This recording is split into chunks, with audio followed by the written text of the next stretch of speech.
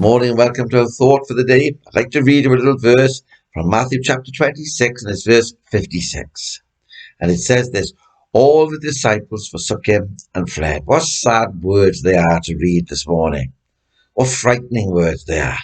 Oh, that God will never allow us to forsake him and flee from him, for he will never forsake you and he will never forsake me.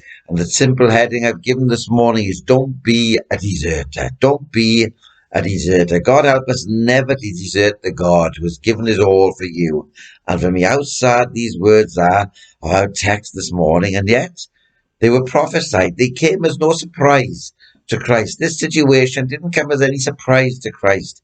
He knew that it was going to happen. He had already foretold that it was going to happen.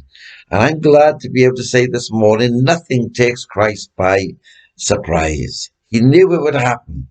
And in these last days in which we live, God help us to be faithful to our Christ. You see, he never deserted them, but they cowardly, for fear of their own lives, fled from him at the very outset of his sufferings.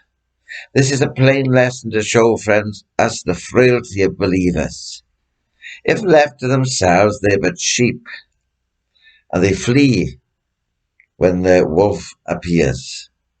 You notice that they'd all been warned of the danger and promised to die rather than to leave their master, but they were taken by sudden panic and they fled. It may be today that the promise Christ that is yours, the promise that Christ makes to you, the promise that you have made to Christ, you need to look afresh at them and make sure that you are keeping your side of the bargain. Maybe that you promise Christ that you will face whatever the trial may be that comes your way, and you think that you can conquer. But I want to tell you, friends, that you cannot conquer anything in your own strength.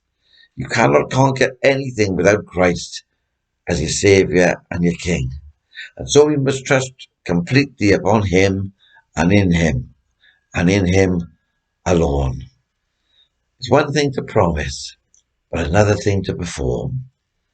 Help us to make us people who will perform the very promises that we make. It would have been, you see, today the eternal honour to have stood manfully and faithfully at the side of Jesus, but they fled. God help us from imitating them. God help us to be strong and to be courageous for Christ.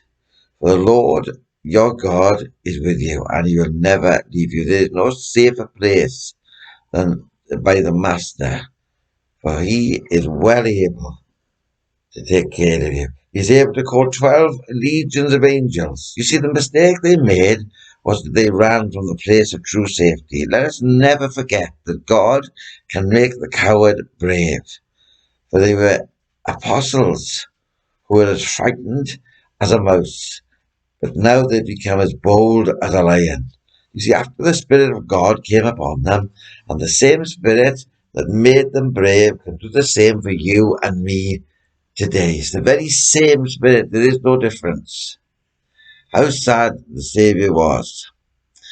How sad the Saviour must have felt as he saw his friends so faithless and forsake him. God help us not to forsake him, not to crucify him afresh, and to put him for an open shame. God help us never to be ashamed of our Saviour, always to be amazed by him, and enable us never to be a deserter, but a true disciple, a true follower, and serve him with all our hearts, and follow him until he comes to take us to be with him, to receive our reward. God bless you all. I look forward to speaking with you again tomorrow morning.